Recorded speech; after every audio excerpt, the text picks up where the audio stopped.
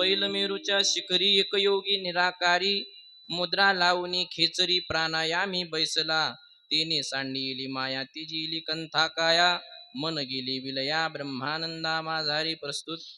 कीर्तन रूपी सेवेकरता निवडलेला अभंग महान भगवत भक्त विश्व माऊली ज्ञानाधिराज माऊली ज्ञानोबाराय यांचा असून या अभंगातून माऊली ज्ञानोबाराय दत्तात्रेय योगीराज दत्तात्रेय यांचं वर्णन करतायत. विठ्ठल विठ्ठल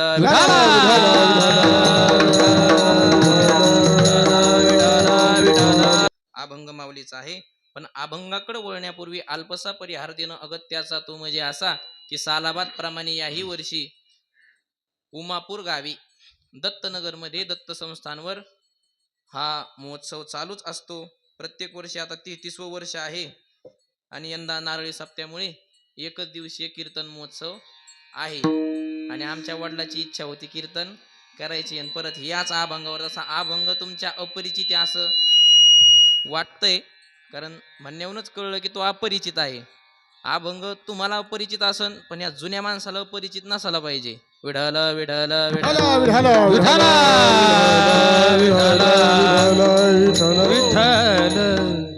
अपरिचित ती जवळपास तो भजनात आता म्हटल्या बी जात नाही आणि तो बुडल्यासारखाच आहे आता भजनामध्ये. आणि विशेष म्हणजे तो माऊलीच आहे. तुकाराम महाराजांचं वाङ्मय जितक्यावर आहे तितक्यावर माऊलीचं वाङ्मय, नाथ महाराजांचं वाङ्मय, निळोबारायांचं वाङ्मय हे खाली दबत दबत गेलेले. माऊलीची ज्ञानेश्वरी आहे वर, बाकीचं वाङ्मय अमृतानुभवासन बाकीचे ग्रंथ काय झालेले दबलेले म्हणून अपरिचित असा तुम्हाला हा अभंग आहे. अभंग माऊलीचा आहे आणि अभंगातून माऊली ज्ञानोबाराय दत्तात्रेयांचं योगीराज दत्तात्रेयांचं काय करतायत वर्णन करतायत. विठ्ठल विठ्ठल विठ्ठल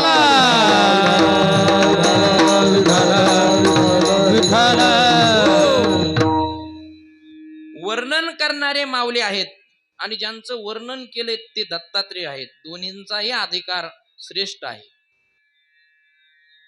कधी कधी वर्णन करणारा कनिष्ठ असतो आणि ज्याचं वर्णन केल्या जातंय तो श्रेष्ठ असतो. कधी कधी ज्याचं वर्णन केलं जातं तो कनिष्ठ असतो आणि वर्णन करणारा श्रेष्ठ असतो. कधी कधी वर्णन करणाराही श्रेष्ठ नसतो आणि ज्याचं वर्णन केलं जातं तोही श्रेष्ठ नसतो. कधी कधी वर्णन करणाराही श्रेष्ठ असतो आणि ज्याचं वर्णन केलं जातं तोही श्रेष्ठ असतो. विठ्ठल विठ्ठल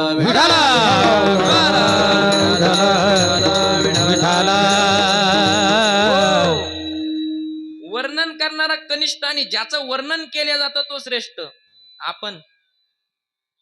आपण देवाचं वर्णन केलं, आपण संतांचं वर्णन केलं, आपण कनिष्ठ आहोत. पण वर्णन केलेलं जे देवाचं वर्णन केलं ना, संतांचं वर्णन केलं ते कसे आहेत श्रेष्ठ आहेत. संत आणि देव यांच्यामध्ये अभेद आहे. श्रेष्ठ आहेत संत आणि देव. आणि आपण कसे आहोत पापी आहोत, आपण कनिष्ठ आहोत. आपण विषयामध्ये गुंतलेलो आहोत म्हणून आपण कसे आहोत कनिष्ठ आहोत. हा पहिला वर्ग झाला. दुसरा वर्ग वर्णन ज्याचं केलं तो कनिष्ठ आहे. वर्णन ज्याचं केलं तो कनिष्ठ आहे पण वर्णन करणारा मात्र श्रेष्ठ आहे. एखाद्या महाराजाने एखाद्या नेत्याचं वर्णन केलं, नेता कसा आहे कनिष्ठ आहे. व्यावहारिक दृष्ट्या विचार करू नका, पारमार्थिक दृष्ट्या विचार करा. नेता कसा आहे महाराजापेक्षा कनिष्ठ आहे. महाराज सकाळी पूजा करतोय, महाराज कीर्तन भजन करतोय, तो पितोय खातोय सगळ्या दुनियात हिंडतो, तो श्रेष्ठ आहे का श्रेष्ठ आहे? हो हो विठ्ठल विठ्ठल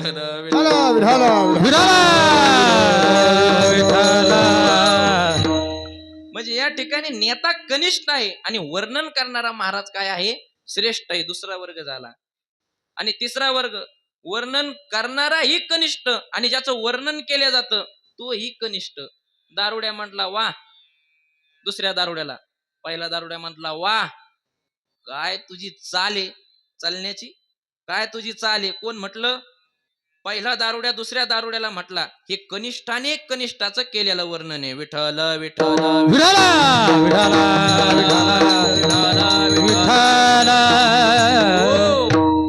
पण कधी कधी असं होतं की श्रेष्ठ श्रेष्ठाचं वर्णन करतात. या ठिकाणी माऊली ही श्रेष्ठ आहेत आणि या ठिकाणी दत्तात्रेय ही श्रेष्ठ आहेत. शिवाय माऊली संत आहेत तर दत्तात्रेय सुद्धा काय आहेत संत आहेत. आणि माऊली योगी आहेत आणि दत्तात्रेय सुद्धा योगी आहेत. विठ्ठल विठ्ठल विठ्ठल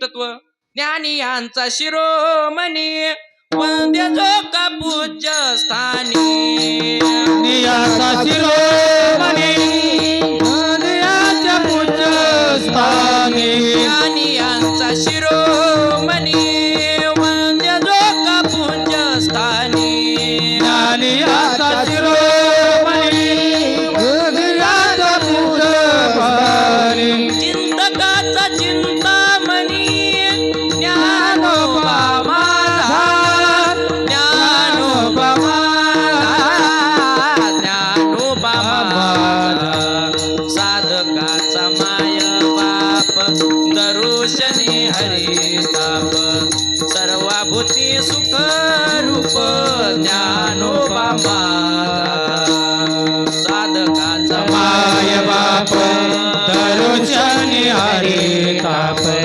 सर्वगती सुख रूप ज्ञानोबा माझा ज्ञानोबा माझा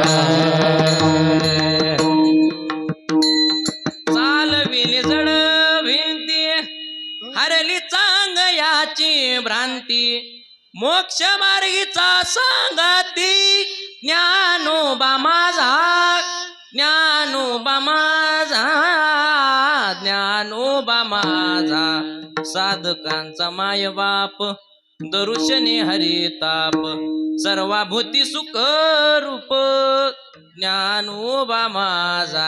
याच्यात विशेष नाही. शेवटचा उपांत्य जे चरण आहे ते लय विशेष आहे. कोणतं?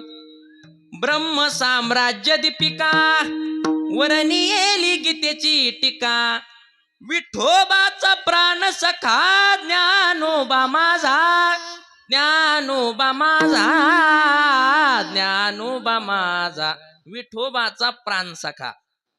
कसा सखा? प्राण सखा.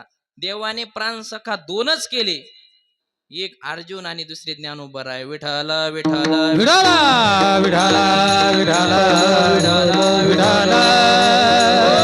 हा अधिकार माऊलीचा आहे. ज्ञानी यांचा गुरु राजा महाराव म्हणती ज्ञानेश्वर तुम्हा ऐसे. ज्ञानाचा जो ईश्वर तो ज्ञानेश्वर. ज्ञानाला ज्यांच्यामुळे शोभा आली, ज्ञानाला ज्यांच्यामुळे शोभा आली. अर्थ करताना काही अर्थकर्त्यानं असा अर्थ केला, द्वितीय तत्पुरुष समास केला. काय केला? की ज्ञानाने जो शोभून दिसतो त्याला काय म्हणायचं? ज्ञानोबा ज्ञानेश्वर म्हणायचं. पण त्याचा बहुव्रीही समास करायचा. ज्ञानामुळे ज्याला शोभा आली, आपल्या ज्ञानाला ज्याच्यामुळे शोभा आली ते ज्ञानोबा राय. विठ्ठल विठ्ठल विठाला विठाला विठाला विठाला.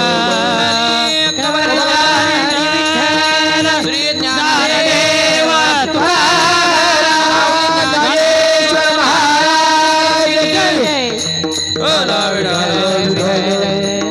हे ज्ञानोबा राय. कुणाचं वर्णन करतील काय? ज्ञानोबा राय कुणाचं वर्णन करतील? कुणाचंही वर्णन करणार नाहीत. का? कारण ते श्रेष्ठ आहेत. आणि श्रेष्ठ पुरुष तसं वास्तविक जे कनिष्ठाचं वर्णन करते समजून घ्यायचं ते कनिष्ठच आहेत. त्यांना लोकांनी श्रेष्ठ केलेलं आहे. तो श्रेष्ठ आहे परमार्थामध्ये शिरलेला आहे. त्याचा कनिष्ठाचं वर्णन करण्याचा संबंध काय आहे? पण आता व्यावहारिक दृष्ट्या करावं लागतं. कधी कधी व्यावहारिक दृष्ट्या कनिष्ठाचंही वर्णन करावं लागतं. आपल्याकडून म्हण आहे, आडला हरी आणि गाढवाचे पाय धरी. विठ्ठल विठ्ठल विठाला विठाला विठाला विठाला. परमार्थात जो शिरलाय ना, जो रिंगणात उतरलेलाच आहे ना, मला तर वाटत नाही त्यांनी अशी कोणाची एखादा कनिष्ठ असन त्याची स्तुती करावी. काहीच गरज नाही त्याला हात पसरण्याची. देव बघून घेईन. परमार्थात उतरला ना तू, कशाला हात पसरितो? बघन ना देव ईश्वर आहे तुला, तो देणारा आहे. प्रमाण तर देतोत ना आपण. चाले हे शरीर कुणाची या सत्ते, कोण बोलविते हरिविन. आणि मग कशाला हात पसरितो? देईन ना तो, देणारा आहे. एका जागेवर बसून राहा, तुमचं कर्म करीत राहा, तुम्हाला ईश्वर नक्कीच फळ देईल. विठ्ठल विठ्ठल विठाला विठाला विठाला. पण ज्ञानोबा रायानं वर्णन केलेलं आहे. श्रेष्ठ ज्ञानोबा राय श्रेष्ठ दत्तात्रेयाचं वर्णन करतात. काय वर्णन आहे अभंगाच्या प्रथम चरणामध्ये? पहिलं मेरूच्या शिखरी, पहिलं मेरूच्या शिखरी एक योगी निराकारी, एक योगी निराकारी मुद्रा लावोनी खेचरी,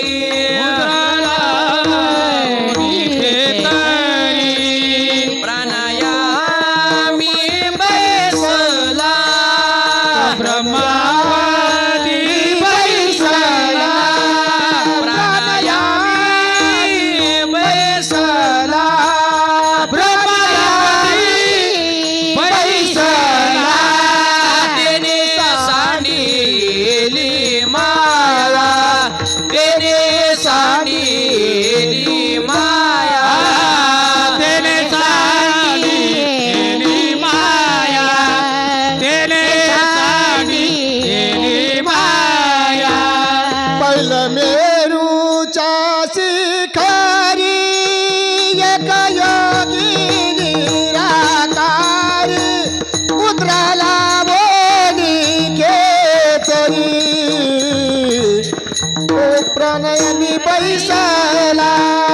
पहिलं मेरूच्या शिखरी एक योगी निराकारी उतराला बोली खेचरी ब्रह्मापदी बैसला.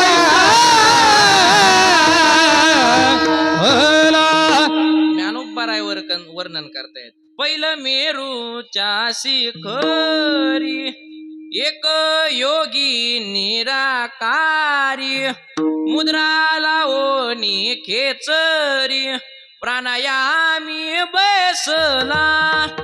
रामगिरी महाराज, सरला बीटचे रामगिरी महाराज, त्यांची चाली. पहिलं मेरूच्या शिखरी, माऊली वर्णन करतात पहिलं मेरूच्या शिखरी. काय म्हणतायत? पहिलं वर्णन. या अभंगात जर एकंदरीत पाहिलं तर 14 मुद्दे सापडतात. 14 प्रश्न उत्पन्न होतात. पहिलं मेरूचं शिखर कोणतं? एक योगी निराकारी, मग योगी कुणाला म्हणायचं? मुद्रा लावणी खेचरी, मुद्रा कशाला म्हणायचं आणि खेचरी मुद्रा कशाला म्हणायचं? प्राणायामी बैसला, प्राणायाम कशाला म्हणायचं? त्याने सांडिली माया कशाला म्हणायचं? त्याची येली कंथा कशाला म्हणायचं? काया कशाला म्हणायचं? मन गेले विलया, मन कशाला म्हणायचं? आणि विलयाला जातं ते कसं? ब्रह्मानंदा माझारी ब्रह्मानंद कशाला म्हणायचा? अनुहत नाद ध्वनी, अनुहात ध्वनी कोणचा आहे? अरे पखवादाचा ध्वनी ऐकला, बासरीचा ध्वनी ऐकला, सगळे वाद्य. हे अनुहात कोणचं वाद्य आहे? हा अनुहात ध्वनी नेमका कोणचा आहे? हा अनुहात ध्वनी. अनुहात ध्वनी नादी, तो पावला परमपद. नेमकं परमपद कोणचं आहे? उन्मुनी तुर्या विनोदे. ही उन्मुनी आणि तुर्या ही काय भानगडे? उन्मुनी तुर्या विनोदे आणि छंदे छंदे डोलतोसी. तो डोलतोय तर छंदा छंदाने तो कसा? ज्ञान गोदावरीच्या तिरी, आम्ही फक्त ब्रह्मगिरून येणारी गोदावरी पाहिली. ही ज्ञान गोदावरी कोणती आहे? ज्ञान गोदावरीच्या तिरी स्नान केले पंचाळेश्वरी. हे पंचाळेश्वर कशाला म्हणायचं? आणि ज्ञानदेवाच्या अंतरी दत्तात्रेय योग या एक एक मुद्दा घेतला तर एका मुद्द्यावर एका दिवशी एक एक कीर्तन होतं. पण आपल्याकडे तेवढा वेळ नाही. आमचे बाबा सांगतात की जो असा चौकडी 4-5 चरणाचा अभंग एका घंट्यात सोडतो तोच खरा वक्ता. विठ्ठल विठ्ठल विठ्ठल हो. तसं एक एक ह्या जर मुद्द्याचा विचार केला तर एक एक मुद्दा एक एक दिवस बोलायसारखा आहे. पण आता आपल्याकडे वेळ नाहीये, म्हणून आपण जेवढे मुद्दे होतील तेवढ्या मुद्द्याचं चिंतन करू. काय दरवर्षी दत्त जयंती येणारच आहे. ह्योच अभंग घेत राहू आणि ह्याच मुद्द्यावर चिंतन करीत राहू. विठ्ठल विठ्ठल विठ्ठल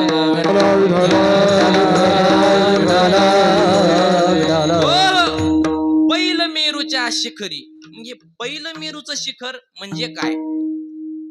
आम्ही हिमालयाचं शिखर ऐकलं, आम्ही सह्याद्री पर्वताचं शिखर ऐकलं. लय झालं असं आपण कळसुबाईच्या शिखरापर्यंत गेलेलो आहोत. कुठपर्यंत गेलो? कळसुबाईचं सगळ्यात मोठं शिखर हे पहिलं मेरूचं शिखर नेमकं कुठे? तर काय, पहिल्यांदा मेरू कशाला म्हणते हे आपण जाणून घेऊ. मेरू हा खूप मोठा एक पर्वत आहे. पर्वत तो आता नाही म्हणतात पृथ्वीवर. मेरूवर पृथ्वी नाही, पृथ्वीवर मेरू नाही, तर मेरूवर पृथ्वी आहे. विठ्ठल विठ्ठल विठ्ठल पुराणात असं वर्णन आहे, तो सगळं संपूर्ण पर्वत कशाचा आहे? सुवर्णाचा आहे. आता त्या मेरू पर्वताची रामायणामध्ये एकदा कथा आली की मेरू आणि मंदराचल पर्वताचं त्यांची काय लागली, त्याचे भांडण लागले की मोठं कोण आहे. या मेरू पर्वताने तपश्चर्या केली आणि इतका वाढला की सूर्याच्या रथाला आडवा आला म्हटल्याच्या नंतर सृष्टीचं संतुलन बिघडायला लागलं. सृष्टीचं संतुलन बिघडन मग काय करावा, तर उपाय असा केला की तो होता अगस्ती मुनीचा चेला. कोणाचा? अगस्ती मुनीचा चेला. अगस्ती महर्षीला देवाने त्या वाटेनं काय सांगितलं, जा तुम्ही काय करा, त्या वाटेनं तीर्थयात्रा करीत जा. कारण काय, ह्या अगस्ती ऋषीचे आपल्यावर लय मोठे उपकार आहे. दंडक नावाचा रामाचा पूर्वज एक राजा होता सूर्यवंशामध्ये. त्या दंडक नावाच्या राजाने काय केलं, एका ऋषीच्या मुलीचा बलात्कार केला.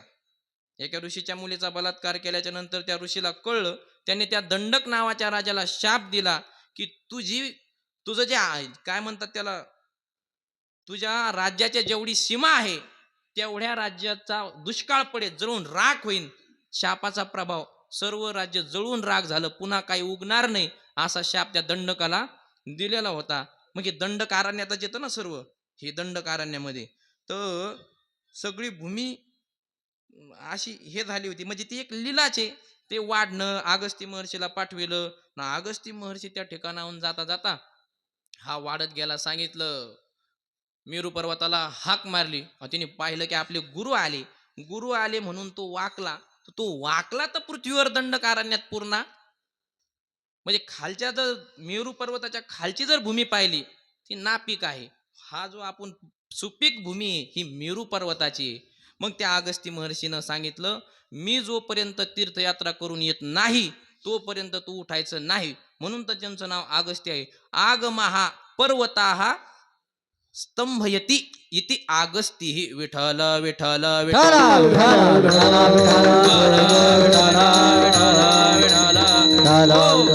हा मेरू आणि त्या मेरूचं शिखर. पैल मेरूच्या शिखरी पलीकडे माऊली काय म्हणतात, म्हणजे आलकडे आणखी शिखर असायला पाहिजेत. मग ह्या शिखराच्या पलीकडे, पैल म्हणजे पलीकडे, आणि मेरूच्या शिखरी पलीकडच्या कडीला मेरूच्या शिखरावर एक योगी निराकारी. मग नेमकं हे मेरूचं शिखर हे झालं, आपण वरून अर्थ लावला, पण नेमकं परमार्थिक दृष्ट्या जर अर्थ लावला तर मेरूचं शिखर कशाला म्हणायचं, तर मेरूचं शिखर म्हणजे ही तुर्या अवस्था आहे. विठ्ठल विठ्ठल विठ्ठल.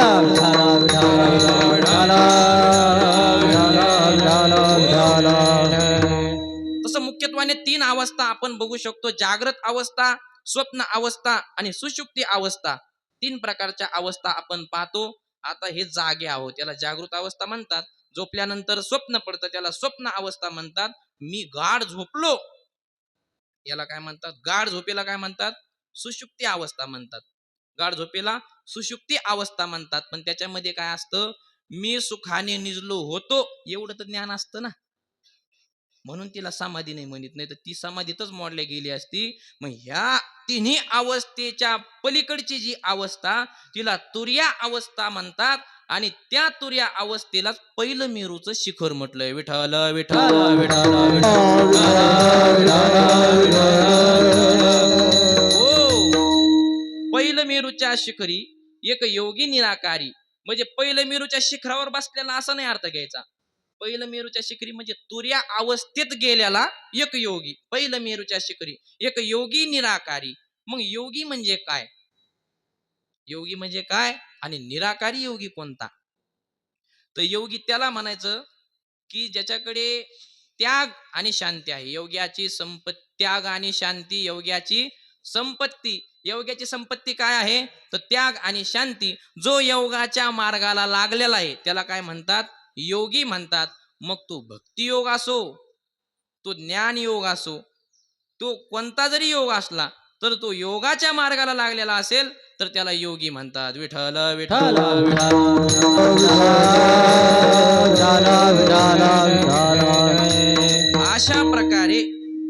अशा प्रकारचा योगी, त्या योग्यामध्ये दोन प्रकार, एक साधक योगी, एक सिद्ध योगी. योग केल्याच्या नंतर जे प्राप्त होतं त्याला त्या वस्तू प्राप्त आहे, ज्याला त्याग आणि शांती प्राप्त आहे त्याला सिद्ध योगी म्हणायचं. आणि त्याग आणि शांती या प्राप्तीच्या मार्गाला जो लागला त्याला साधक योगी म्हणायचं. विठ्ठल विठ्ठल विठ्ठल विठ्ठल. आता मेळ असा आहे की भक्ती योगाच्या क्षेत्रामध्ये आपल्याला भोंदू सापडू शकतात, पण योगी या क्षेत्रामध्ये जे योग साधतात प्राणायाम करून, या क्षेत्रामध्ये आपल्याला ढोंगी सापडू शकत नाही. कारण त्याची नक्कल करायला सुद्धा काय लागते, शरीरावर खूप पिडावं लागतं.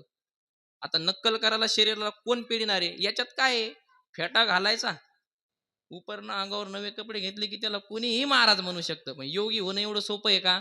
नाही होऊ शकत. कोण आणीन हे तंगड इथं? कोण आणीन? कोण बसणारे सिद्धासन लावून? 4-4 घंटे सिद्धासन लावतात, 5-5 घंटे जर आसन लावलं तर मोडीत नाही. एवढं कुणाला डुप्लिकेट करणं जमणार आहे? विठ्ठल विठ्ठल विठ्ठल.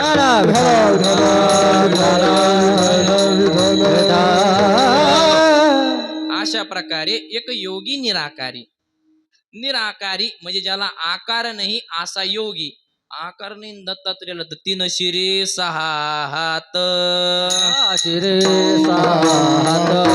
3 शिरे 6 हात, तया माझे दंडवत, तया माझे दंडवत, तया माझे दंडवत, तया माझे दंडवत, तया माझे दंडवत. त्याला निराकारी योगी म्हटले दत्तात्रेयाला. आणि त्यांचं वर्णन काय आहे? 3 शिरे 6 हात, तया माझे दंडवत. ज्यांना 6 हात आहेत आणि 3 मुंडके आहेत. आपल्याला तरी एकच आहे आणि 2च हात आहेत, एकच मुंडक आणि 2 हात, तरी आपल्याला आकार आहे. आणि त्यांना 3 शिरे 6 हात तरी त्यांना निराकार म्हटले. असं कस काय बुवा? विठ्ठल विठ्ठल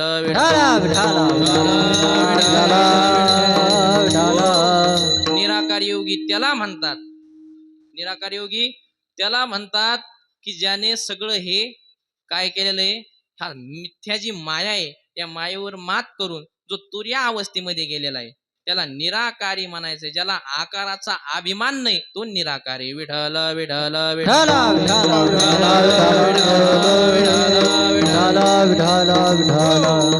पैल मेरूच्या शिखरी एक योगी निराकारी मुद्रा लावणी खेचरी. आता ही खेचरी मुद्रा म्हणजे काय? पहिलं तुम्हाला मुद्रा म्हणजे काय हे सांगतो. मुद्रा कशाला म्हणतात तुम्ही पहिल्यांदा हे बघा, मग तुम्हाला खेचरी मुद्रा कशाला. मुद्रेमध्ये प्रकार आहे, वज्रुली मुद्रा, अश्विनी मुद्रा, निर्वाण मुद्रा, लिंग मुद्रा. असे मुद्रेमध्ये बरेच, कुंडलिनी मुद्रा, तुम्हाला त्या देवदर्शनी मुद्रा, अशा भरपूर प्रकारच्या मुद्रा सापडू त्या तुम्हाला. तर त्यामध्ये ह्या मुद्रा खूप अवघड आहेत. ह्या मुद्राचा जर विचार केला तर खूप अवघड आहे. आता कुंडलिनी मुद्रा जर घ्या, कुंडलिनी मुद्रा कशाला म्हणायचं, तर काय करायचं, ह्या बा एकदा लक्ष द्या. ही उजव्या हाताची करंगळी आणि उजव्या हाताची तर्जनी, याच्यामध्ये डाव्या हाताची करंगळी घालायची. हा, उजव्या हाताची मध्यमा आणि तर्जनी याच्यामध्ये डाव्या हाताची तर्जनी घालायची. हे 2 असे ठेवायचे हा उभे. त्यामध्ये उजव्या हाताच्या अनामिकेनं डाव्या हाताची तर्जनी धरायची आणि डाव्या हाताच्या अनामिकेने उजव्या हाताची तर्जनी धरायची. दोन्ही करंगळ्या पुढे आणायच्या आणि अंगुष्ट्यानं ह्या बिजागऱ्या दाबायच्या. हे कांडे दाबायचे. हे कांडे दाबले याला म्हणतात कुंडलिनी मुद्रा. विठ्ठल विठ्ठल विठ्ठल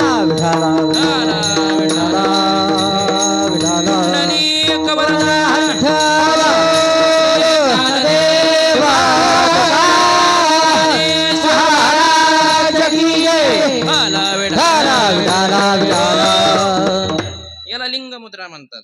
ही लिंग मुद्रा आहे, याला लिंग मुद्रा म्हणतात. निर्वाण मुद्रा, उजवा हात असा घ्यायचा आणि उजव्या हाताच्या तर्जनीपासून डाव्या हाताची तर्जनी मध्यमे आणि तर्जनीमध्ये मध्यमा, तर्जनी आणि करंगळीमध्ये डाव्या हाताची तर्जनी, हे असं हे अनामिकेपासून घ्यायचं उजव्या हाताच्या. आणि हे असं करून हे असं वळून घ्यायचं. याला काय म्हणतात? याला म्हणतात निर्वाण मुद्रा. या मुद्रेमध्ये भगवान शंकराचं दर्शन घेतलं तर विशेष फळश्रुती प्राप्त होते. विठ्ठल विठ्ठल विठ्ठल विठ्ठल विठ्ठल. हो, याला शिखा मुद्रा म्हणतात. हे असं बिंगायचं. भगवान शंकरा पुढे जर गेले ना तुम्ही तर ह्या ह्या तीन असे हे खाली ठेवायचं. हे तीन कांडे तीनदा दाबायचे असे. हे तीन कांडे तीनदा दाबल्याच्या नंतर हे टाळी वाजून एकदा असं करायचं, टाळी वाजून एकदा असं करायचं. 3 वेळा केलं याला शिखा मुद्रा म्हणतात. ही शिखा मुद्रा करायची आणि मग निर्वाण मुद्रा करायची आणि देवाचं दर्शन घ्यायचं. भगवान शंकराच्या दर्शनाचा हा नियम आहे. विठ्ठल विठ्ठल विठ्ठल. हो, कोणत्याही कार्याला जाण्याच्या आधी कुंडलिनी मुद्रा करायला पाहिजे. सांगतात की कार्य काय होतं, यशस्वीरित्या पार पडतं. याला अर्ध प्रदक्षिणा मुद्रा म्हणतात. असं फिरायचं फक्त एवढं. ही शंकरा करता केली जाते. याला अर्ध प्रदक्षिणा म्हणतात. एवढंच फिरायचं. याला अर्ध प्रदक्षिणा मुद्रा म्हणायचं. वज्रुली मुद्रा. वज्रुली मुद्रा कशाला म्हणतात?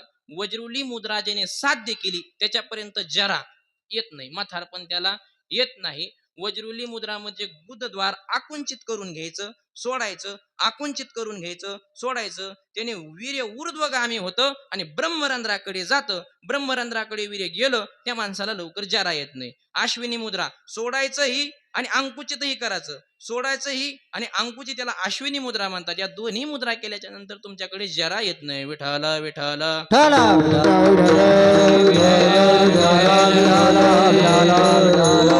याला मुद्रा म्हणायचं. या मुद्रामध्ये एक श्रेष्ठ मुद्रा सांगितली, खेचरी मुद्रा. हे आपल्याला पाहायचंय. खेचरी मुद्रा कशाला म्हणायचं? हे खेचरी मुद्रेमध्ये सुद्धा 3 प्रकार पडतात.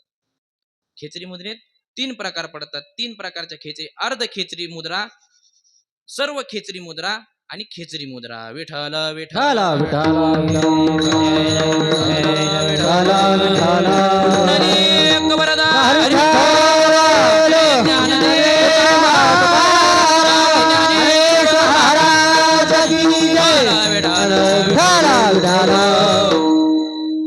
आता सर्व खेचरी मुद्रा कशाला म्हणायचं पहा. कुंडलिनी मुद्रा माहितीये ना? कुंडलिनी मुद्रा लावायची. कुंडलिनी मुद्रा लावायची आणि हा उजवा हात या डाव्या हाताच्या असा इकडे घालायचा. माझा काय जात नाही, ती मुद्रा काय मी केली नाही. शिव हात आहे ना, हे कोपर याच्या इथं गेलं पाहिजे डाव्या हाताच्या. ही कुंडलिनी मुद्रा लावून जातच नाही लवकर सहसा. असं जाऊ शकतं. हे कुंडलिनी मुद्राला बोट ताणत येत ना, तर ते इकडे जात नाही. याला काय म्हणायचं? सर्व खेचरी मुद्रा म्हणायचं. अर्ध खेचरी मुद्रा कशाला म्हणायचं? की जीभ आहे ना, जीभ, ही जीभ उलटी करायची, अशी माग मुडपायची आणि उलटी केल्याच्या नंतर रोज अभ्यास करावा लागतो त्याचा. 3 ते 4 घंटे योगी लोक करतात. टाळूला जिभेनं घर्षण करायचं. टाळूनं काय करायचं? जिभेचं घर्षण करायचं. टाळूला एक बारीक छिद्र पडतं आणि त्या छिद्रातून अमृताचा थेंब म्हणजे जिभेवर येतो आणि मग साधक हजारो वर्ष जगू शकतो, समाधीमध्ये जाऊ शकतो. विठ्ठल विठ्ठल विठ्ठल. हो, आणि शेवट आपल्याला खेचरी मुद्रा पाहिजे. खेचरी मुद्रा कशाला म्हणतात? तर ही जीभ आहे ना, जीभ, ही जीभ अशी उलटी करून पडजिभीच्या वरून नाकाचं द्वार बंद करायचं. कुठं न्यायची जीभ? उलटी गळ्यात न्यायची. आता ते योगी लोक करतात. ही जी जिभीचे खालचा हे पडदा आहे ना, हा ते फाडून टाकते धारदार शास्त्राने, ती जीभ उलटी जावी म्हणून. तसा रोज अभ्यास केला तर पहा करून, जमलं तर जमलं तर करून पहा. ती जीभ नरड्या ना, ते पण आता दत्तात्रेयाचं वर्णन आहे ना, ते तसं आता सांगू पुढं. ती जीभ अशी उलटी करायची. ती फाडतात ते योगी लोक. असे युट्यूबवर पाहिले तर ते फाडतात असं. ती जीभ उलटी करून अशी पडजिभीच्या वरून वरती न्यायची आणि मग वरतून त्याला खूप दिवस लागतात, वर्ष लागतात तिथपर्यंत जायला. मग वरून अमृताचा थेंब त्या जिभेच्या शेंड्यावर पडतो. जर खेचरी मुद्रा ज्याने साधली त्याला समाधी लागते. तो हजारो वर्ष जगू शकतो. त्याच्या शरीराला त्याला नवीन कांती, त्याला काहीच होत नाही. आणि त्या खेचरी मुद्रेनं मनुष्य हवेमध्ये बी उडू शकतो आणि स्थूल शरीरातून सूक्ष्म शरीर काढून ब्रह्मांड फिरून येऊ शकतो. अशा प्रकारची खेचरी मुद्रा असते. विठ्ठल विठ्ठल विठ्ठल.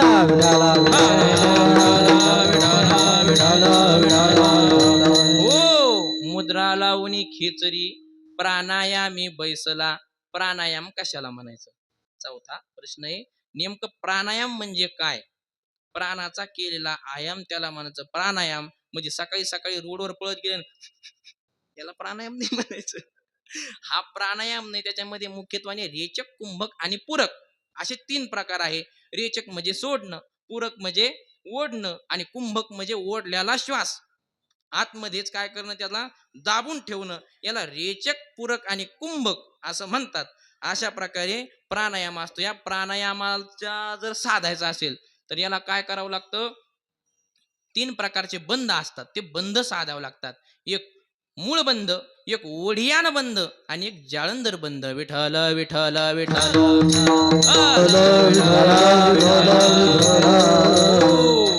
आता हे साधणं बी काय सोपं नाही ना. कारण तुम्हाला ज्या ठिकाणी हे साधायचंय, ज्या ठिकाणी हे साधण्याकरता, आसन लावण्याकरता बसायचंय, देवाने सांगितलं शुचो देशे प्रतिष्ठाप्य स्थिरमासन मात्मनः. काय सांगितलं? शुद्ध देश पाहिजे. त्या देशावरती गेल्याच्या नंतर अशी जागा पाहिजे की तिथून बसल्याच्या नंतर उठूच वाटाव नाही. बैसलिया उठो नावडे आणि वैराग्याशी दुनी वचडे. वैराग्य काय झालं पाहिजे? दुप्पट झालं पाहिजे त्या ठिकाणी बसल्यावर. त्या ठिकाणी मोर असावे. ज्ञानोबाने खूप सुंदर 6व्या अध्यायामध्ये वर्णन केलेलं आहे. त्या ठिकाणी मोर असावे, त्या ठिकाणी कोकिळा असावी, त्या ठिकाणी हिंसक पशु नसावे, त्या ठिकाणी शिवालय असावं, त्या ठिकाणी माणसांची गर्दी नसावी. अशा प्रकारचं तुम्ही जागा बघा आणि अशी जागा बघून काय करा, मग त्या ठिकाणी तुम्ही आसन लावू शकता. बरं, आसन लावायला जागा पाहिजे ना, आसन लावणं सोपं आहे का? म्हणजे आसन लावणं नाही, तुम्हाला बसायचं आसन सांगा लागलो मी. हे जे बसायचं आसन सांगितलंय त्याला सांगितलं की वरी मृगसेवडी आणि माझी धुतवस्त्राची घडी आणि आमोडी अंकुश. काय आहे? विठ्ठल विठ्ठल विठ्ठल. वर काय? मृगसेवडी म्हणजे हरणाचा चर्म, हरणाचं कातड पाहिजे.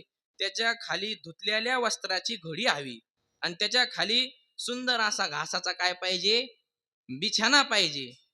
एवढं करायचं. पुन्हा नात्युच्छ्रितम नाती नीचम चैलाजी नकुशोत्तरम. लय उंच बी नाही पाहिजे. काय होईल? अंग हन डोलेल, मग नाही तर भूमिदोष पावेल.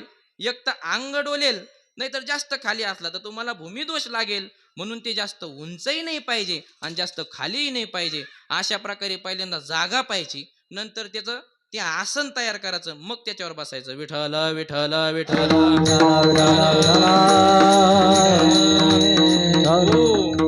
बरं, ते इकडून तिकडून त्या आसनावरती बसलाच. इकडून तिकडून त्या आसनावर बसला. पण बसल्यावर काय त्याला असं काय आपल्याने थोडी आहे. आपण संडासला बसल्यावर सुद्धा एका जागेवर 5 मिनिटं शांत बसत नाही. त्याला एका जागेवर एकदम शांत बसावं लागतं. एकदम शांत. कसं? की आधी उजवा पाय खाली ठेवायचा, मग कर संपुटी अपैसे वामचरणी बैसे आणि बाहुमुळी दिसे थोरी वाली. माऊलीचा फोटो पाहिला ना? कर संपुटी अपैसे अशा जागेवर बसले की कर संपुटी म्हणजे ही ही अशी जी माऊलीने मुद्रा केलेली, ही मुद्रा कर संपुटी अपैसे. वामचरणी बैसे म्हणजे डावा पाय उजव्या पायाच्या वरती असतो, माऊलीचं पाहताना आसन, त्या आसनावर. आणि मग अपैसे म्हणजे आपोआपच सहजरित्या वामचरणी बैसे, त्या डाव्या पायाच्या घोट्यावर असे हात येतात आणि बाहुमुळी दिसे थोरी वाली. हात काय होतात? असे होतात ना, बाहुमुळी दिसे थोरी वाली म्हणजे अशी फुगले ते जरा थोरी वाली. मग काय?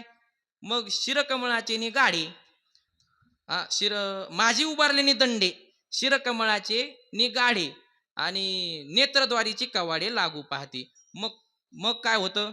मग तो साधक असा सरळ बसतो. कसा? माझी उभारलेली दंडे, एखादा सरळ दांडा उभा केल्यासारखा तो साधक बसतो आणि शिरकमळ होय गाढे, त्या दांड्यासारखं असं सरळ त्याचं ही मान होते अशी, सरळ तो असा बघतो. आणि नेत्रद्वारीची कवाडे लागू पाहते. नुसती लागू पाहते, लागत नाही, ते असे अर्ध लागतात. महादेवाचा फोटो पाहतो ना आपण, शांभवी मुद्रा, हे या असे अर्धे डोळे लागलेले पहा महादेवाचे, याला शांभवी मुद्रा म्हणतात. तसं नेत्रद्वारीचे कवाडे लागू पाहते, पण तळीची तळी पुंजाळती. वरचिली पाती न ढळती आणि तळीची तळी पुंजाळती. अशा प्रकारे होतं. काय होतं? वरची पात खाली येत नाही आणि खालचं पात खालीच राहतं. त्याला शांभवी मुद्रा म्हणतात. आणि ते अर्धोन्मिलित स्थिती, त्याला कोणची स्थिती म्हणतात? अर्ध उन्मिलित स्थिती म्हणतात. अर्ध उन्मिलित स्थिती उपजे तया, त्या साधकाला अर्ध उन्मिलित स्थिती उपजते आणि मग त्याला समाधी लागू शकते. विठ्ठल विठ्ठल विठ्ठल. हो, हे आणखीन प्राणायाम नाही साधला. प्राणायाम साधण्याकरता 3 प्रकारचे बंध साधावे लागतात. पहिला आपण पाहिला मूळबंध, जाळंधर बंध आणि ओढियान बंध. त्यात मूळबंध कशाला म्हणतात? मूळबंध तो खूप कठीण सांगितलेला आहे. सव्य तो तळी ठेवीजे, तेने शिवनीमध्ये पिढीजे आणि सव्य तो तळी ठेवीजे, तेने शिवनीमध्ये पिढीजे. विठ्ठल विठ्ठल विठ्ठल.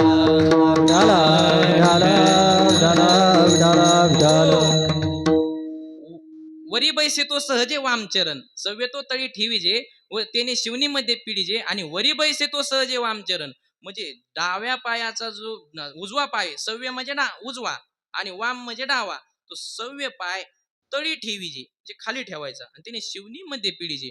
गुदद्वाराच्या आणि अंडकोशाच्या मध्ये 4 बोटाची जागा असते, त्याने शिवनीमध्ये पिढीजे, ती टाच तिथं लावायची आणि मग काय होतं, सव्य तो पिढी ठेवीजे, त्याने शिवनीमध्ये पिढीजे आणि विठ्ठल विठ्ठल गेलं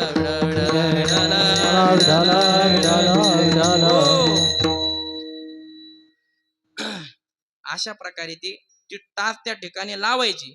टाच लावल्याच्या नंतर ते द्वार काय होतं, बंद होतं. परत आहे गुदमेंढा आतवती. गुदमेंढा आतवती 4 अंगुळी निगती, 4 बोटे जागा गुदद्वार आणि अंडकोशाच्या मध्ये आहे. 4 अंगुळी निगती तेथ सार्ध सार्ध प्रांती सांडोनिया. म्हणजे सार्ध प्रांती काय करायचं, 4 बोटातलं 1.5 बोट जागा वरती सोडायची, 1.5 बोट जागा खाली सोडायची आणि मध्ये जे 1 बोट जागा वरती, त्या 1 बोट जागेमध्ये सार्ध सार्ध सांडोनिया माझी आंघोळे एक निघे, 1 बोट जागा वरती. त्याने टाचेचे उत्तर भागे, टाचेचा उत्तर भाग त्या ठिकाणी लावायचा आणि मग काय होती, ते मूळ बंध जो सांगितलेला तो साध्य होतो. अर्जुना हे जाण मूळ बंधाचे लक्षण, वज्रासन गौन नामयासे. विठ्ठल विठ्ठल विठ्ठल विठ्ठल विठ्ठल विठ्ठल. हो, अर्जुनाला भगवान परमात्मा म्हणतात, अर्जुना जाण, हे जे सांगितलंय हे काय आहे, मूळ बंधाचं लक्षण आहे आणि वज्रासन याला गौण नाव आहे. आता वज्रासन पण 2 प्रकारचे. ते पायमूळ पण आपण जेवण झाल्यावर अन्न पचण्याकरता, पोटाचे आजार जाण्याकरता असे बसतोत ना, त्याला पण वज्रासन म्हणतात. त्याला पण वज्रासन म्हणतात. ते वज्रासन नाही, हे वज्रासन कोणचं आहे, याला नाव गौण वज्रासन दिलंय. सिद्धासनालाच गौण नाव काय दिलंय, वज्रासन दिलं. सिद्धासन म्हणजे डावा पाय, उजव्या पायाची टाच शिवनीमध्ये पाहिजे, डाव्या पायाची टाच वरती पाहिजे, त्या उजव्या पायावर डावा पाय पाहिजे, मग कर संपुटी अशी होते, बाहुमुळी फुगते, ते अर्धोन्नती स्थिती होते. हे मूळ बंधाचं लक्षण आहे. विठ्ठल विठ्ठल विठ्ठल.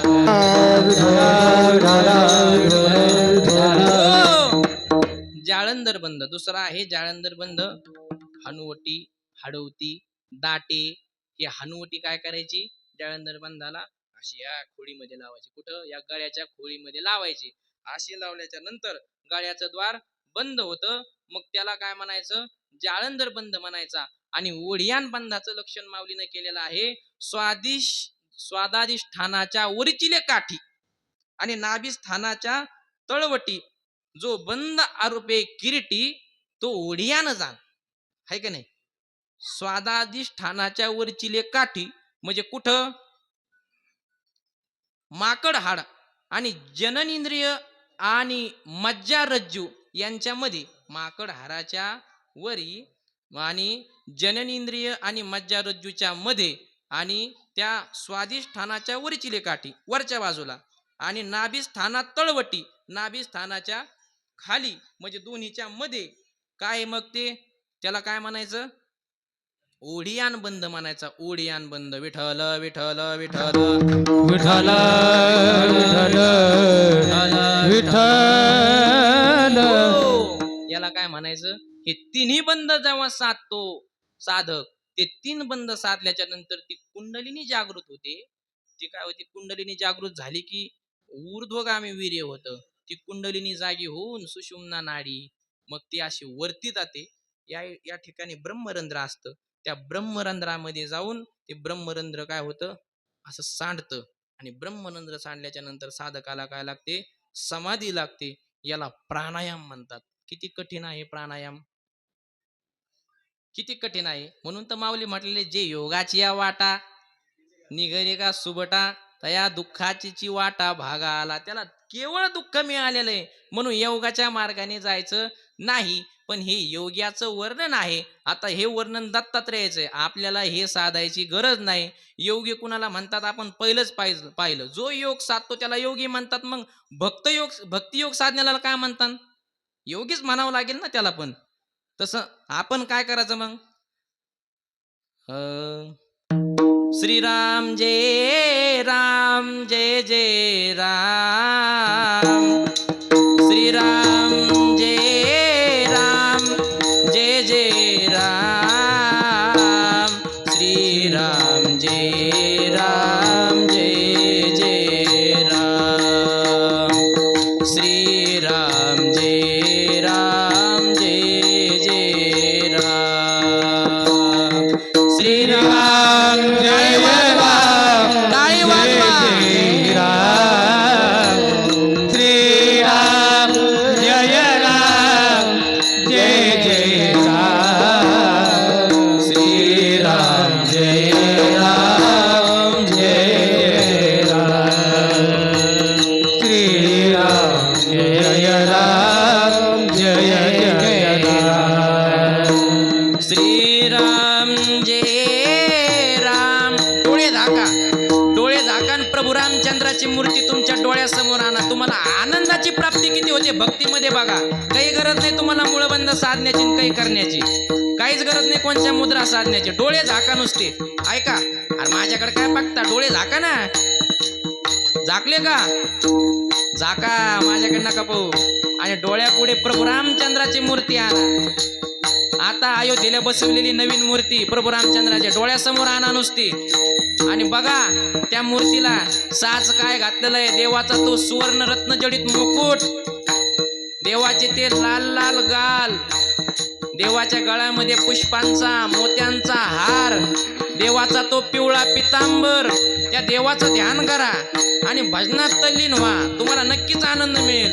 श्रीराम जय राम जय जय राम, श्रीराम जय राम जय जय राम, हाय श्रीराम जय राम उघडू नका जय डोळे. जय राम, श्रीराम जय राम जय जय राम, श्रीराम जय राम जय जय राम, श्रीराम जय राम जय जय राम, श्रीराम जय राम जय जय राम, श्रीराम जय राम जय जय राम, डोळे उघडू नका, डोळे झाकून ठेवा.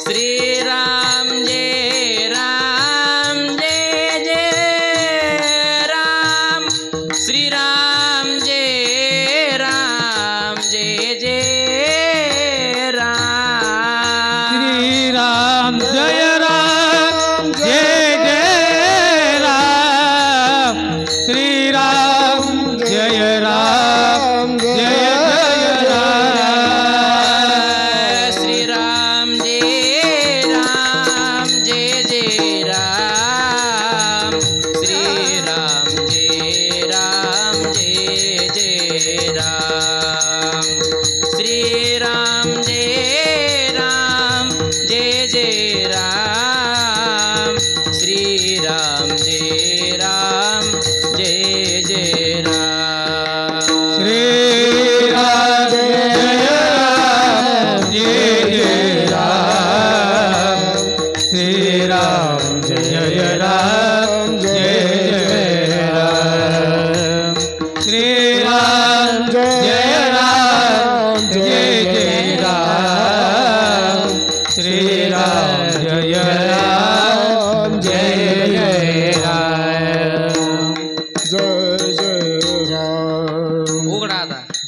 ज्यांनी ज्यांनी डोळे लावले होते ना त्यांना खरंच आनंद झाला असेल, थोडा तरी आनंद प्राप्त झाला असेल त्या देवाच्या मूर्तीला पाहून, त्या देवाच्या स्वरूपाला पाहून आणि नामजप करीत झाला असेल.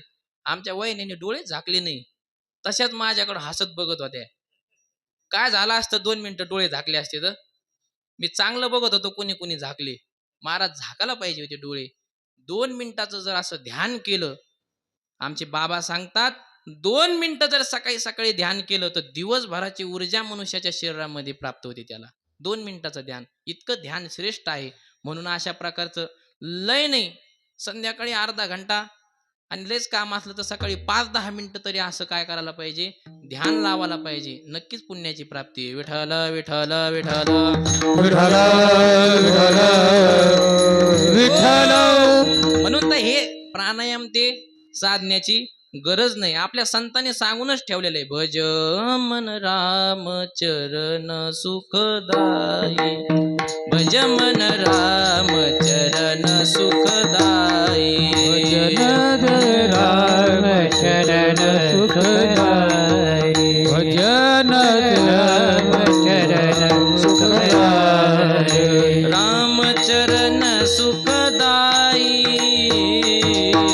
राम चरण सुखदाई, भज मन राम चरण सुखदाई, भज मन राम चरण सुखदाई, भजन राम चरण सुखदाई, भजन राम चरण सुखदाई. जे चरणन से निकली सुर सरी, देवाच्या चरणन से, देवाच्या चरणामधून सुरसरी म्हणजे गंगा. देवाने वामन अवतार धरला आणि विराट रूप धारण केलं, कारण 3 पावलामध्ये संपूर्ण आटायचं होतं. म्हणून 3 पावलामध्ये आटवण्याकरता देवाने विराट रूप धारण केलं. आणि विराट रूप धारण केल्याच्या नंतर पाय असे मोजण्याकरता पाय उचलिला. या ब्रह्मांडाला एक कडा असतो, त्या ब्रह्मांडाचा कडा फुटला. ब्रह्मांडाच्या बाहेर पाण्याची व्याप्ती आहे, ते पाणी भगवंताच्या पायाला लागून खाली आलं आणि ते ब्रह्मदेवाने कमंडलू मध्ये धरलं. त्याला काय म्हणतात, गंगा म्हणतात. गंगा हे तुळशीदास वर्णन करतात. जी चरणन से निकली सुर सरी, निकाले सुरासी, शंकर जटा समाई, बरं भगीरथाने तपश्चर्या करून खाली आणली आणि ती कुणी धारण केली, भगवंताच्या पायावरतून निघली. आणि ती गंगा कुणी धारण केली, भगवान शंकराने आपल्या जटेमध्ये धारण केली.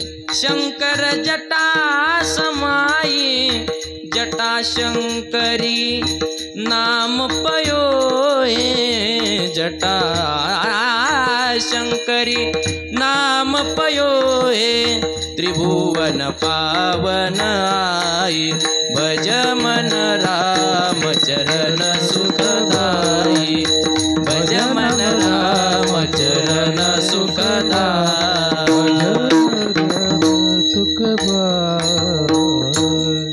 आपल्या संतांनी सांगितलेलंच आहे, अनेक नका करू चेष्टा, वाल कष्टावर पडी, सुखे करा हरी कथा, सर्वथा हे तारील. काहीच गरज नाही. नलगती सायास जावे वनांतरा, सायास जावे वनांतरा, नलगती सायास जावे वनांतरा, नलगती सायास जावे वनांतरा, सुखी येतो घरा नारायण, सुखी येतो घरा नारायण, सुखी येतो घरा नारायण. नलगती सायास जावे वनांतरा, एवढा मोठा योग माऊलीनं सांगितला. ज्ञानेश्वरीच्या 6व्या अध्यायामध्ये तर माऊलीनं सांगितलं योगासारखं सोपं काहीच नाही. आणि तेच माऊली म्हणतात, अष्टांग योगे नशिनी जे,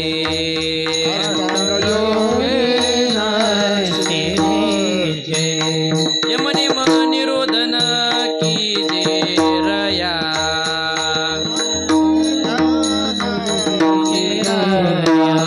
यमने मन निरोधन की जे रया, वाचा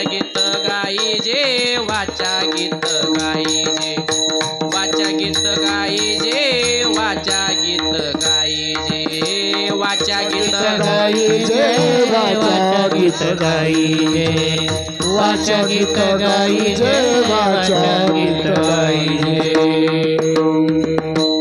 ठेवलं का नाही सांगून माऊलीनं? स्वतः माऊली ज्ञानेश्वरी लिहिलेले, ज्यांनी योगाच हे सांगितलेला योग सोपा आहे, तेच माऊली सांगतात ना, तेच माऊली म्हणतात.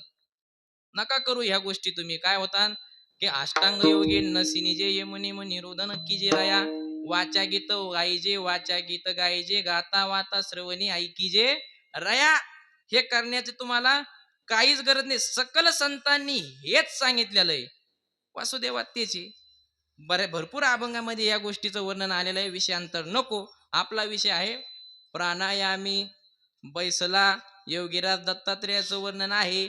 बरं, योगीराज दत्तात्रेय जरी योगी असले तरी विचार केला तर दत्तात्रेयाचा अनुग्रह मच्छिंद्रनाथाला आहे. शंकराचा जरी असला, शंकराने कुणाकडे दिलं? त्यांना दत्तात्रेयाकडे दिलं. दत्तात्रेयाचा अनुग्रह मच्छिंद्रनाथाला, मच्छिंद्रनाथाचा गोरक्षनाथाला, गोरक्ष वळला गहिनी प्रती आणि गहिनी प्रसादे निवृत्ती दातर ज्ञानदेव सार चोजविले. म्हणजे योग दत्तात्रेयाने जरी सांगितला असला, ज्ञानेश्वरीचं ज्ञान माऊलीपर्यंत कुठून आलं? दत्तात्रेयापासून आलं. ते दत्तात्रेय सांगतात ना. मग माऊली जर सांगत असतील तुम्ही भक्ती करा, म्हणजे दत्तात्रेयाचं ज्ञान तेच आहे म्हणल्यावर दत्तात्रेय सुद्धा सांगतात भक्ती करा. विठ्ठल विठ्ठल विठ्ठल विठ्ठल. विठ्ठल विठ्ठल. हो, अशा प्रकारे पहिलं मेरूच्या शिखरी एक योगी निराकारी मुद्रा लावणी खेचरी प्राणायामी बैसला विठोबा रखुमाई. विठोबा रखुमाई जय विठोबा रखुमाई. विठोबा रखुमाई विठोबा रखुमाई. विठोबा रखुमाई विठोबा रखुमाई. विठोबा रखुमाई विठोबा रखुमाई. विठोबा रखुमाई विठोबा रखुमाई विठोबा रखुमाई विठोबा रखुमाई विठोबा रखुमाई.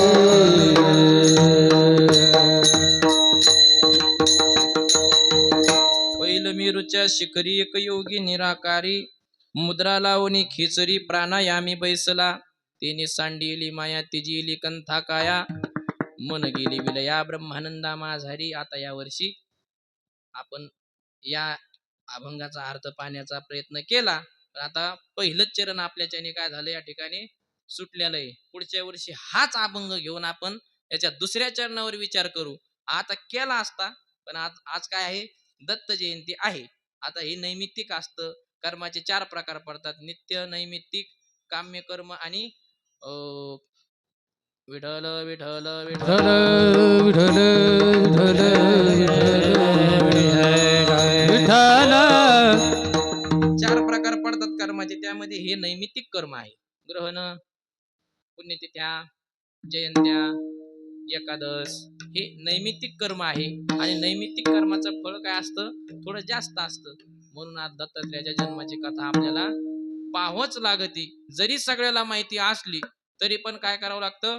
पाहावंच लागतं. जरी खाऊ खाऊ रोज उबला तरी बायकोच्या हाताचं बेसन आणि भाकर संध्याकाळी रोज जरी केली तरी खावंच लागती. तसं हे ऐकावंच लागत. विठ्ठल विठ्ठल विठ्ठल विठ्ठल विठ्ठल पुंडलिक वरदा हरिठल श्री ज्ञानदेव तुकाराम ज्ञानेश्वर महाराज की जय. तुकाराम महाराज की जय. ब्रह्म एकनाथ महाराज की जय. विठ्ठल विठ्ठल विठ्ठल विठ्ठल. हो. दत्तात्रेयाच्या एक विशेष आहे. ते योगी आहेत आणि ते संतही आहेत. दत्तात्रेय योगीही आहेत आणि संतही आहेत. काही काही पात्र असे आहेत की ते योगी संत दोन्ही आहेत. काही काही पात्र असे आहेत ते देव आणि संत दोन्ही आहेत. अशा प्रकारे हनुमंतराय घ्या, दत्तात्रेय घ्या, देवही आहेत संतही आहेत. दत्तात्रेयाला घेतलं तर योगी, संत, देव तिन्ही आहेत. अशा प्रकारे भगवान शंकर संत बी आहेत आणि महादेव तो बडा देव सब देवन का बाबा, देव पण आहे. सगळ्या देवाचा बाबा सांगितलेला आहे. म्हणजे काही पात्र असे असतात. काही पात्र जन्माला आल्याच्या नंतर संतत्व प्राप्त करतात, मग देवत्वाला प्राप्त होतात. म्हणजे संत होतात, देवते संत, देवते संत. मग काही असे असतात की ते देव असतात. महाराज, देव होऊन संत होणं लय अवघड आहे. सगळ्या देवाला गुरमीतच राहते, देवच असतात. दिव्य शरीर असतं. इंद्राचं बघा, चंद्राचं बघा, सूर्याचं बघा, यांनी उन्मत्तपणा केलाच ना. देवपणाच्या अहंकाराने यांनी उन्मत्तपणा केला. कोणत्याही देवाचं उदाहरण घ्या तुम्ही, 3 देव सोडले तर बहुतेक या 3 देवामध्ये सुद्धा कधी कधी उन्मत्तपणा आलेलाच आहे. पण विशेष असा आहे की देव असून सुद्धा संत होणारे असेही काही देव आहेत. त्यात हनुमंतराय असतील, दत्तात्रेय असतील. दत्तात्रेय संत कसे आहेत आणि देव कसे हे आपण बघू. विठ्ठल विठ्ठल विठ्ठल विठ्ठल.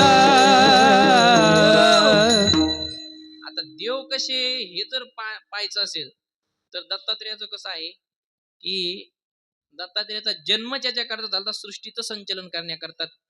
पहिल्यांदा काय झालं, सृष्टी देवाने उत्पन्न केली. कशी केली की पंचमहाभूतापासून उत्पन्न केली. मग पंचमहाभूताचे 2 प्रकार, अपंचीकृत पंचमहाभूत आणि पंचीकृत पंचमहाभूत. मग अपंचीकृत पंचमहाभूत कशाला म्हणायचं आणि पंचीकृत पंचमहाभूत कशाला म्हणायचं, तर अपंचीकृत महाभूत अशाला म्हणायचं की तो सावता आहे. म्हणजे हे 5 जण उभे आहेत वेगवेगळे, याला अपंचीकृत पंचमहाभूत म्हणायचं. मग काय करायचं, एका एका महाभूताचे 2-2 भाग करायचे. पंचीकरण म्हणतात याला. एका एका महाभूताचं काय करायचे, 2 भाग करायचे. 2 भाग केले का, म्हणजे 1 रुपये समजा धरा, त्याचा 8 भाग करायचा आणि 8 भागाचे 4 भाग करायचे. म्हणजे 2 झाले. हा, 8 4 भाग केल्यावर 2 आणि 2 हाय का नाही. मग 2 भाग पृथ्वीला द्यायचा आकाशाचा, 2 भाग तेजाला द्यायचा, 2 भाग वायूला द्यायचा आणि 2 भाग जलाला द्यायचा. असं प्रत्येकाने आपला आपला 2 भाग, म्हणजे प्रत्येक महाभूताचे 2 भाग करायचे. प्रत्येक महाभूताच्या त्या अर्ध्या भागाचे 4 भाग करायचे आणि प्रत्येकाने एक भाग आपला एकामेकाला वाटायचा. याला म्हणतात पंचीकृत पंचमहाभूत. विठ्ठल विठ्ठल विठ्ठल विठ्ठल विठ्ठल.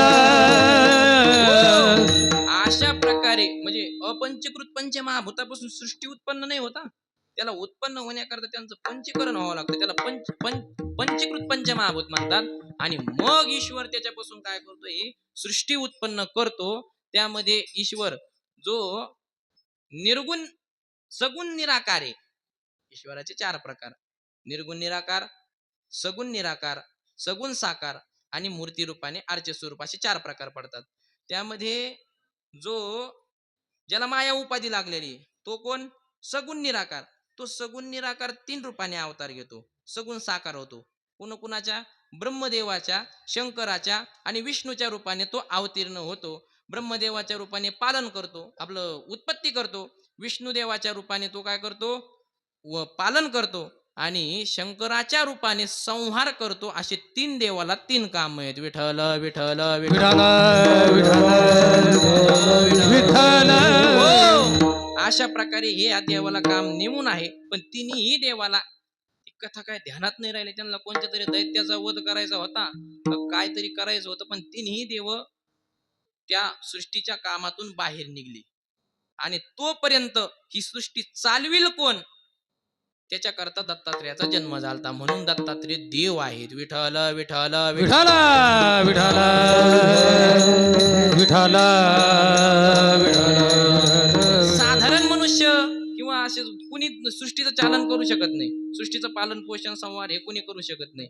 एकदा काय झालं, अर्जुनाने सांगितलं, देवा एवढा माझ्या जवळचा तू मित्र आहेस, मला ईश्वर कर ना एखाद्या दिवशी, 1 दिवसापुरता ईश्वर. मग 1 दिवसापुरता ईश्वर करायचं असं ठरविल्याच्या नंतर देवाने सांगितलं, ठीक आहे म्हणे, असं कधी पण थोडी ईश्वर करता येतं, त्याला थोडं मुहूर्त पाहावं लागेल. बघू म्हणे. मग मुहूर्त पाहिल्यावर मग मुहूर्त पाहायला जायचं म्हणून रथात बसले आणि दोघं एका जंगलाच्या रस्त्यानं चालले. जंगलाच्या रस्त्यानं जात असताना अर्जुनाला दिसला सिंह. त्या सिंहाच्या माग अर्जुन धनुष्यबाण घेऊन लागला आणि ते एका गुहेत शिरला. एका गुहेमध्ये शिरला. अर्जुनाला देवाने ते ईश्वरपद दिलेलं होतं. गुहेमध्ये शिरला. त्या गुहेमध्ये गेल्यावर सिंह तर नाहीसा झाला. सिंह कुठं गेला कुणाला माहितीच नाही राहिलं. पण तो अर्जुन आतमध्ये गेला. त्या गुहेमध्ये अर्जुनाला थोडा प्रकाश दिसला आणि आतमध्ये गेल्यावर पाहिलं तर काही संत मंडळी, काही विद्वान मंडळी दिवा घेऊन काय करत होते, आपले आपले दिवे, आपले आपले चौरंग, त्या चौरंगावरती त्यांच्या पोथ्या, हे सगळं आणि त्यांचं लिखाण काम चालू होतं. त्यातल्या एका ऋषीच्या दिव्यातलं तेल संपलं. काय झालं? एका ऋषीच्या दिव्यातलं तेल संपलं. तेल संपल्याच्या नंतर त्यांनी सांगितलं, शेजारचं म्हणे, अहो अहो तुमच्या दिव्यातलं तेल संपलं म्हणे. तो म्हणे, हा म्हणे. अरे मग ते तेल परत आलं कसं नाही? त्यांनी सांगितलं, ते ईश्वर बदलला म्हणे, कुणीतरी अर्जुन नावाचा आलाय, त्याला शापाने जळून भस्मच करतो म्हणे, माझ्या या पोथीमध्ये आड आणतो, काय म्हणे तेल देत नाही. विठ्ठल विठ्ठल विठ्ठल विठाल हो, जेच अर्जुन पळाला तिथून आणि देवाकडे गेला, देवा तू हो ईश्वरपणा तुलाच ठेव म्हणे, आम्हाला हा ईश्वरपणा नको. अर्जुनासारखा जर ईश्वरपणा घेत नसेल सृष्टीचं संचलन करण्याकरता, तर सामान्याची काय बाब आहे. म्हणून देवाच्या रूपानं, देव दत्तात्रेय हा देवाच्या रूपाचा अवतार आहे. देवाच्या रूपानं दत्तात्रेय अवतरले. विठ्ठल विठ्ठल विठाल विठाल विठाल. आता दुसरीकडून संताकडून जर विचार केला तर आपल्याला ही परंपरा माऊलीची माहितीच आहे. मग दत्तात्रय दोन परंपरेचे गुरु आहेत मोठाले, माऊलीच्या परंपरेचे आहे आणि नाथ महाराजांच्या परंपरेचे सुद्धा आहेत. जनार्दन स्वामीचे गुरु दत्तात्रेय आणि जनार्दन स्वामी एकनाथ महाराजांचे गुरु. म्हणजे संत वाङ्मय दिलं, कारण देव काय करतो, संवार करीत असतो. हा धर्माचे आपलं ते काय, आम्हासाठी अवतार, मत्स्य कुर्मादी सुकर किंवा घेऊन या चक्र गदा आणि हाची धंदा करीतो. तो काय भक्ता राखे पायापाशी आणि दुर्जनाशी संवारी. पण संत काय करतात, धर्माचे पालन, धर्माचे पालन, धर्माचे पालन, धर्माचे पालन,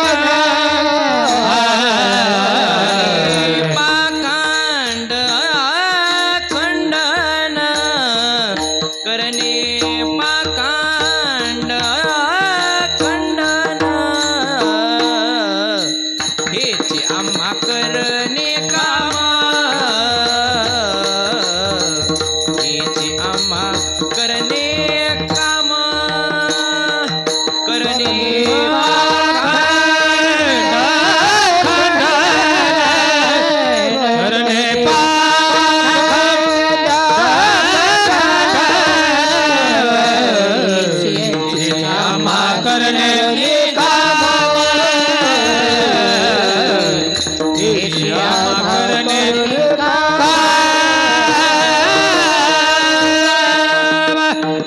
तुकाराम महाराज सांगतात, धर्माचे पालन करणे, पाखंड खंडन. संत संवार नाही करीत, दुष्टाच्या आतली जी दुष्टता आहे ती बाहेर काढतात, त्याचा वध नाही करीत. देव डायरेक्ट वध करतो आणि संत वध नाही करीत, त्याच्या आतमधलं. म्हणजे ज्ञानेश्वरी रूपी हे दान कुणी दिलेलं आहे, दत्तात्रयापासून आलेलं आहे. म्हणजे ह्या ज्ञानाने काय होतं, ज्ञानेश्वरी वाचल्याच्या नंतर एखाद्या पाखंड्याला जरी दिली तर त्याच्या आतमधलं पाखंड निघून जातं का, तो मरतो नाही. म्हणून हे ज्ञान दिलं म्हणजे पाखंड खंडन, ते पाखंड्याच्या आतलं पाखंड खंडन करण्याकरता ज्ञान दिलं, त्याला मारलं नाही. म्हणून संत आणि देव रूपाने सृष्टीचं चालन केलं, म्हणजे शंकराचाही संहार करण्याचं काम केलं. म्हणून देवही आहे. विठ्ठल विठ्ठल विठ्ठल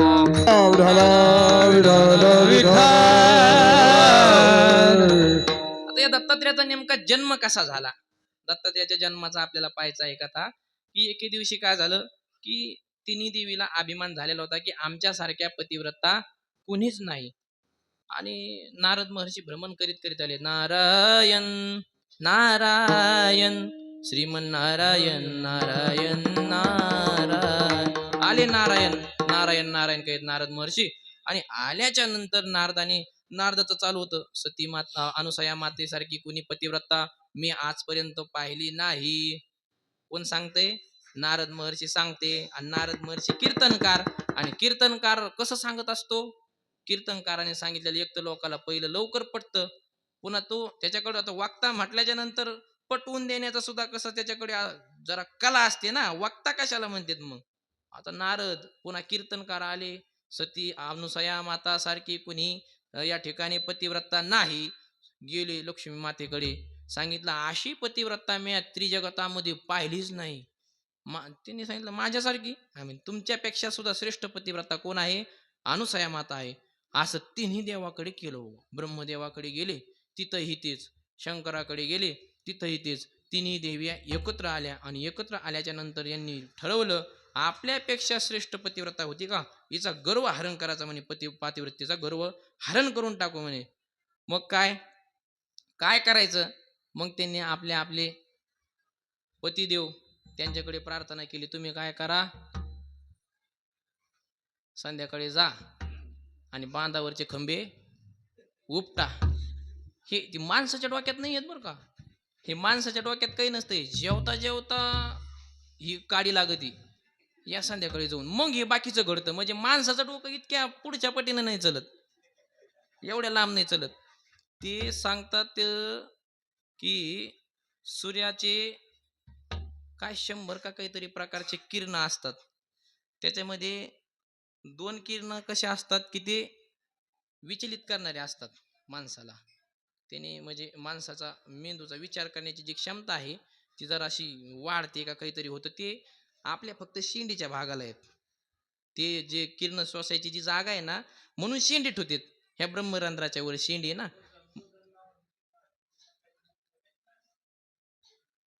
काय असते ना, आपल्याला त्याचं काय नाव माहिती नाही, पण ते किरण असते.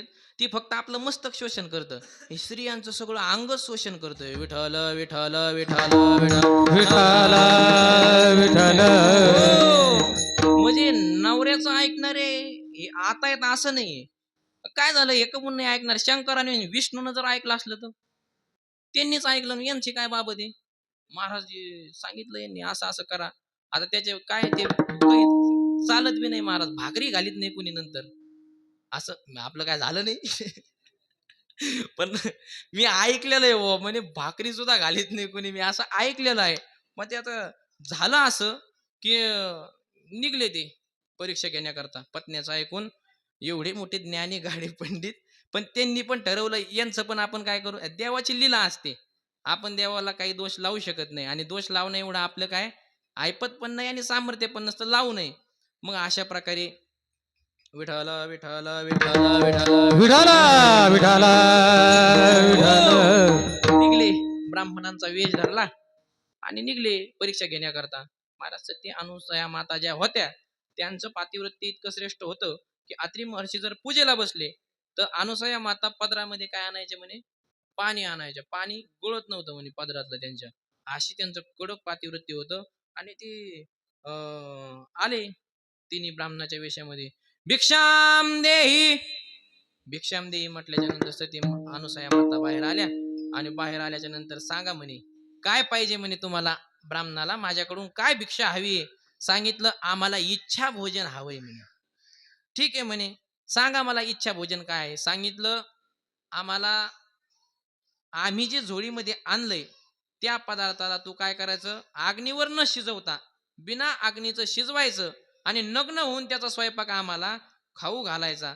अशी आठ घातल्याच्या नंतर सती अनुसयाने, त्या अनुसया मातेनं आत्री ऋषीची शरणागती घेतली. आणि आत्री ऋषीने डोळे झाकले आणि काय केलं, ज्ञानदृष्टीने पाहिलं हे कोण आहेत, साक्षात ब्रह्मा विष्णू महेश आले. आणि यांना काय लाजते म्हणे, त्यांच्यापासून आपली उत्पत्ती आहे, ते आपले पिता आहे माता सगळे तेच आहे, त्यांच्या पुढे नग्न होण्यासाठी तुला काय लाज. पण सांगितलं नाही, माझं पातिव्रत्य खंडित होईल. असं म्हटल्यानंतर सांगितलं ठीक आहे. पाणी दिलं कमंडलतून अभिमंत्रित करून. सांगितलं हे पाणी नेऊन त्यांच्या अंगावर शिंपड म्हणे. शिंपडिलं की काय होईल, ते लहान लहान बालक होते.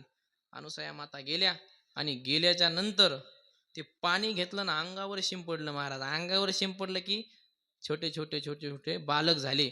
आणि असे बालक झाले मग सती अनुसया माताने काय केलं, नग्न झाल्या. यांनी आणले होते दगड, ढेकळं, लाकडाचे काष्ट, अशा प्रकारे यांनी झोळीमध्ये भरून आणले होते. ते ठेवले एका ताटामध्ये आणि सूर्यदेवाची प्रार्थना केली. बिना अग्नीचं सूर्याने ते शिजवून दिलं. आणि ते काय केलं, मग त्यांना खाऊ घातलं किंवा त्यांनी खाऊन त्यांना स्तनपान केलं. आणि स्तनपान केल्याच्या नंतर त्यांना पाळण्यात घालून काय केलं, झोका द्यायला चालू केल्या. पण यांचे पती आहे ना, 1 दिवस झाला, 2 दिवस झाला, 3 दिवस झाले. मग येईनाच झाले म्हणून ह्या काय झाल्या, नारदाला म्हटल्या, तुमच्यामुळेच आमचे पती गेले. आमचे पती कोणत्या हालतीमध्ये आम्हाला सांगा.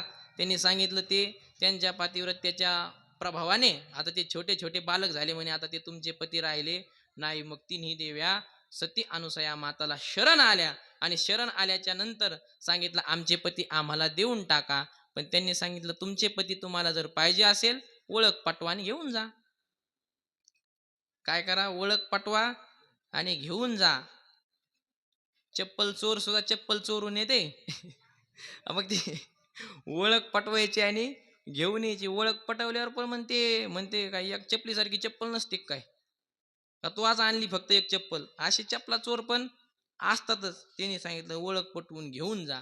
मग सांगितलं, ओळख काय. मग एकीला लक्ष्मी माताने उचललं ते छोटं बाळ आणि उचलल्यानंतर सांगितलं, हे जर ब्रह्मदेव असले तर परत खाली ठेवलं. सावित्रा माताने उचललं आणि हे जर विष्णू असले तर परत खाली ठेवलं. पार्वती माताने हे जर विष्णू असले तर ब्रह्मदेव असले तर ठेवलं खाली. करायचं काय. मग शेवट शरण गेल्या आणि शरण गेल्यावर सांगितलं, ज्याचा कंठ निळा आहे, नीलकंठ, ते महादेव आहेत. ज्याच्या पायावरती पद्म, गदा, चक्र याचे चिन्ह आहेत, ते कोण आहेत, विष्णू भगवान आहे. राहिलेले ब्रह्मदेव आहेत. मग त्यांनी ते आपले आपले ओळख पटून पती घेतले. पण त्या तिघाचं एकत्रीकरण केलं आणि भगवान दत्तात्रेयाचा जन्म झाला. नमः पार्वती पते शिव हर हर हर हर महादेव. अवधूत सतीर्थन श्री गुरुदेव दत्त. ज्ञानेश्वर माऊली ज्ञानराज माऊली ज्ञानेश्वर माऊली ज्ञानराज माऊली तुकाराम. ज्ञानेश्वर